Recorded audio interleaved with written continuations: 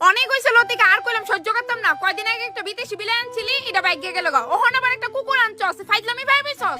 এটা ঘরেই থাকবো মা, আর কুকুরের দুধ বেচে অনেকে কত বড় লোক হইছে জানো নি। এটির লগে মায়া লেগে গেলে গার ফদাই দি সাইরা জায়গা যাইতো না। আমি কথা দিতাছি, দেখো আমি এটার অনেক খেয়াল রাখো। না কইছি না, প্লিজ না মা, আমি এটা লেট্রিন থেকে ধইরা সব পরিষ্কার করব।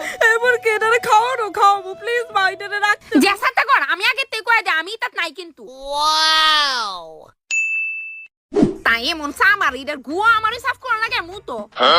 এমন কি খাও না আমারই দিন লাগে। মা শরীর অ্যাক্টিভ থাকে বুঝছো, দৌড়াদৌড়িতে থাকলে, কাজে কর্মে থাকলে।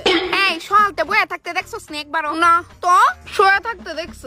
লতিকা পিঠাটি কিন্তু শুধু শুধু খাইছ না কইলাম, এক হাতে আমি কত কাম করুম। দুইটা হাত থাকতে এক হাতে করতাছই বা কেরে, দুই হাতে করো, কেটে না করছে।